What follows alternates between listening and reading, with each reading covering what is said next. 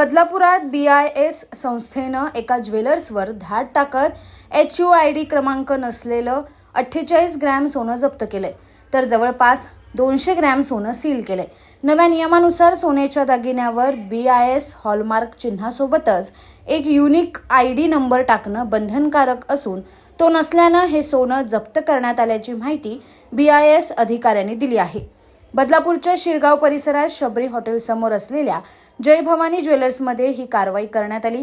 या दुकानात जुनं हॉलमार्क असलेलं परंतु नव्या नियमानुसार HUID क्रमांक नसलेलं 250 ग्रॅम सोनं आढळून आलं। यानंतर यापैकी जवळपास 48 ग्रॅम सोनं BIS अधिकारी जप्त करून घेऊन गेले, तर 200 ग्रॅम सोनं सील करून दुकानातच ठेवण्यात आले। दरम्यान या कारवाईनंतर या दुकानात खोटं सोनं पकडल्याच्या अफवा सोशल मीडियावर पसरल्या। मात्र हे सोनं खरं आहे, ज्यावर जुन्या नियमानुसार हॉलमार्क शिक्का सुद्धा आहे। फक्त नव्या नियमानुसार गरजेचा असलेला HUID क्रमांक नसल्याने ही कारवाई करण्यात आल्याचं स्पष्टीकरण ज्वेलर्स असोसिएशनने दिले। तसंच सोशल मीडियावर अफवा पसरवणाऱ्यांवर कारवाई करण्याबाबतचं निवेदन ज्वेलर्स असोसिएशनने बदलापूर पूर्व पोलिसांना दिलं आहे। वो हॉलमार्किंग के लिए आए हुए थे। HUID ना होने के कारण है ना, वो HUID का माल लेके गए 48 ग्राम, उसकी सील किया हुआ है 200 ग्राम। जब वो टेस्टिंग होने के बाद में वापस आने के बाद में हमारे को 48 ग्राम वापस मिला जाएगा।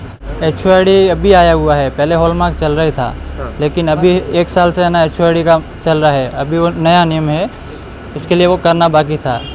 BIS ही भारताची सोन्यावरती मानांकन देणारी एक संस्था आहे। BISनी 2023च्या अगोदर हॉलमार्क म्हणून प्रक्रिया राबवली होती।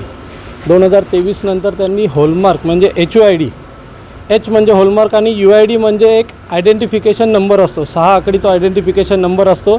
त्याच्याद्वारे प्रमाणित केलं जातं की हा दागिना कुठल्या दुकानातून किती शुद्धतेचा केलेला आहे आणि कुठल्या सेंटरमधून हा पास केलेला आहे, ही सगळी माहिती त्या HUIDमध्ये लिहिलेली असते। यांच्या दुकानातलं सोनं जे होतं ते सगळं खरं सोनं होतं। याच्यामध्ये फक्त ही जी प्रक्रिया होती HUID करण्याची, ही जुनी जे माल त्याच्याकडे स्टॉकमध्ये राहिलेला होता तो हॉलमार्कचा होता। त्याच्यावरती कुठली नवीन जो प्रकार आला HUID हा त्यांनी केलेला नव्हता। हॉलमार्क हे गव्हर्नमेंटनीच पहिले सांगितले, फक्त 2023 नंतर गॅझेटमधून त्यांनी हॉलमार्क काढून टाकलं, कारण की हॉलमार्कमध्ये बऱ्याचशा त्रुटी त्यांना आढळलेल्या। Bureau report AB fast news, Badlapur.